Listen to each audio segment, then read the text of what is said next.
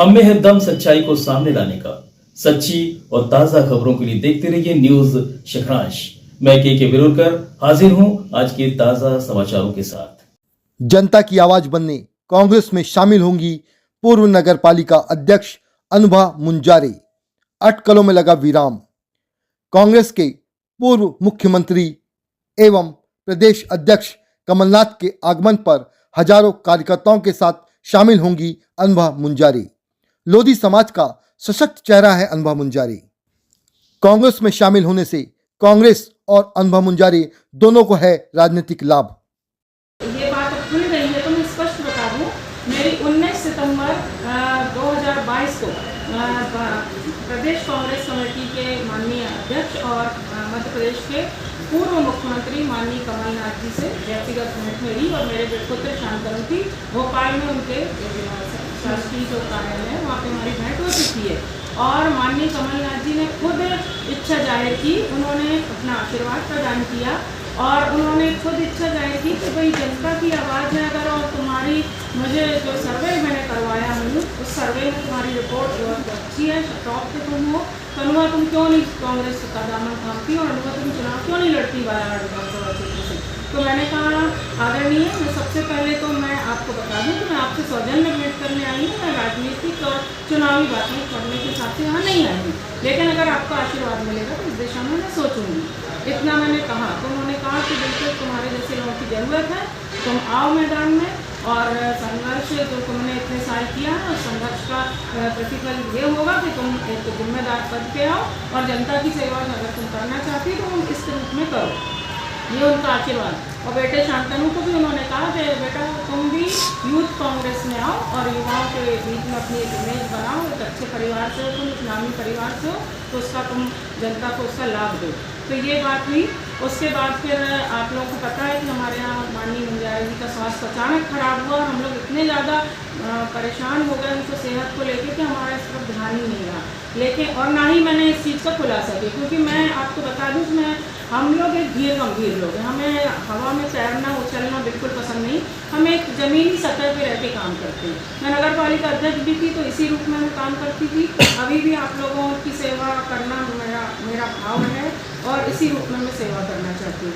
अगर मुझे अवसर मिला, मैंने कहीं दावेदारी नहीं की, मैं स्पष्ट बता दूँ, माननीय दिग्विजय सिंह जी से भी मेरी दूरभाष पे अनेकों बार चर्चा होती है, उनका बहुत स्नेह मिलता है, तो मुझे बहू मानते हैं, आपके भैया को छोटा भाई मानते हैं, तो उनकी भी यही राय थी कि बहू अब फैसला करो, बहुत साल हो गए, इतने साल गुजरते चले जा रहे हैं, अगर तुम लोग अब फैसला नहीं करोगे तो कब करोगे, क्योंकि जनता की अगर सेवा करना है, बालाघाट का विकास अगर चाहते हो और जो सर्व समाज का जो सबसे कमज़ोर तबका है, सबसे पिछड़ा तबका है, अगर उसके लिए तुम काम कर रहे हो तो पद में अगर आके काम करोगे तो ज़्यादा ताकत से तुम काम कर पाओगे और जनता की आवाज़ को सड़क से सदन तक तुम उठा सकोगे। तो माननीय दिग्विजय सिंह जी का भी आशीर्वाद है, माननीय कमलनाथ जी का जो मैं 32 साल हो गए मेरे विवाह को और इतने ही साल लगभग मैं राजनीतिक क्षेत्र में सामाजिक क्षेत्र में इतने ही सालों से मैं काम कर रही हूँ और आपके भैया माननीय मुंजारे जी के मार्गदर्शन में ही मैं राजनीतिक क्षेत्र में आई और ये मेरा सौभाग्य है कि उनका आशीर्वाद तो मुझे मिला, लेकिन बालाघाट जिले की जनता ने भी मुझे बहुत ज़्यादा सम्मान दी, बहुत मुझे हौसला दिया। आज अनुभव मुंजारे जो भी है वो जनता के आशीर्वाद से है। तो इसलिए और एक बात मैं और कहना चाहूँगी कि भारत देश स्वतंत्र है, लोकतांत्रिक देश है यहाँ और लोकतांत्रिक प्रक्रिया में जितना पुरुष का महत्व है उतना स्त्री का भी है। जब हम वोट डालने जाते हैं तो पुरुष का वोट भी एक ही गिना जाता है, स्त्री का वोट भी एक ही गिना जाता है। तो जहाँ तक मेरी बात है, मैं ये भी समझती हूँ कि आप कुछ और भी पूछना चाहते हैं तो मैं उस बात को भी मैं स्पष्ट करना चाहूँगी। अभी विगत दिनों माननीय मुंजारे जी का एक बयान आया जिसको सुन के शायद कुछ हमारे भाई बंधुओं को बहनों को काफ़ी कुछ हद तक बेचैनी हुई। तो मैं ये कहना चाहूँगी कि देखिए माननीय मुंजारे जी सर्वमान्य नेता हैं, बालाघाट जिले के वो आप सबके आशीर्वाद से सांसद बने, निर्दलीय विधायक रहे 3 बार, उन्होंने अपनी एक इमेज बनाई संघर्ष करके। उनका जो विचार है वो उनका स्वतः का विचार है, उनकी जो बातें हैं वो स्वतः की बातें आप पर लागू नहीं होती। मैं इतना कहना चाहूँगी कि मैं जनता की आवाज़ पे चलना चाहती हूँ। मुझे बालाघाट विधानसभा क्षेत्र की जनता अगर चाह रही है और आप सब लोग चाह रहे हैं, तो मैं जनता की आवाज़ को नहीं दबा सकती, क्योंकि मैंने कहा ना कि मैं हमेशा ये बात बोलती हूँ कि लोकतंत्र में जनता सर्वोपरि है, और जनता की अगर हम आवाज़ नहीं सुनेंगे तो फिर हमारे लिए ये मुझे लगता है कि सामाजिक राजनीतिक क्षेत्र में काम करने का हमको कोई भी अधिकार नहीं है, क्योंकि हम वोट के लिए एक एक घर का दरवाजा खटखटाते हैं, और वो जनता है हमारी, जनता हमारे जनार्दन है, और जनता की आवाज़ को सुनते हैं।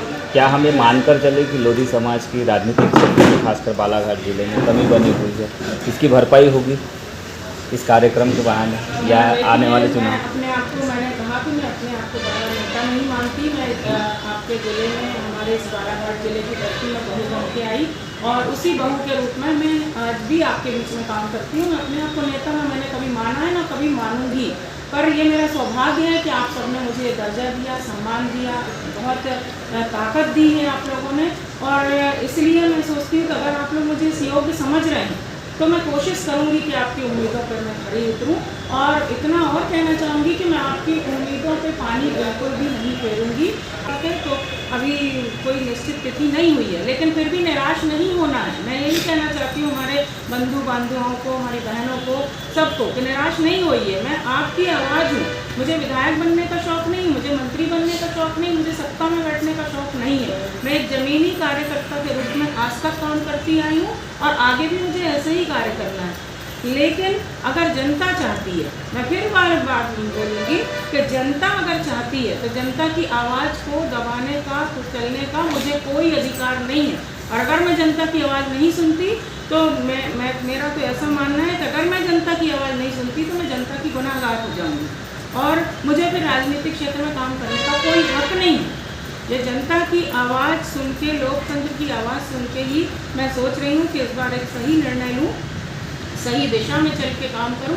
और आप जानते हैं कि मध्य प्रदेश में भाजपा की सरकार है, और इस भाजपा की सरकार से जनता त्रस्त हो चुकी है, और ना विकास हो रहा है, ना गरीब लोगों की समस्याओं का निराकरण हो रहा है, ना रोजी रोटी लोगों को मिल रही, रोजगार मिल रहे हैं। आज राशन दुकानों की हालत आप देख रहे हैं क्या है, महीनों से राशन में की दुकानों में मिट्टी तेल गायब है, गेहूँ गायब है, तो बहुत सारी परेशानियों से लोग जूझ रहे हैं। और मैं तो ऐसा महसूस कर रही हूँ सामाजिक कार्यकर्ता के रूप में कि मध्य प्रदेश में, जहाँ तक मैं अपना ओपिनियन बता रही हूँ कि मध्य प्रदेश में इस बार भारतीय जनता पार्टी सरकार के खिलाफ में माहौल है, जनता खिलाफ में माहौल है जनता के बीच में।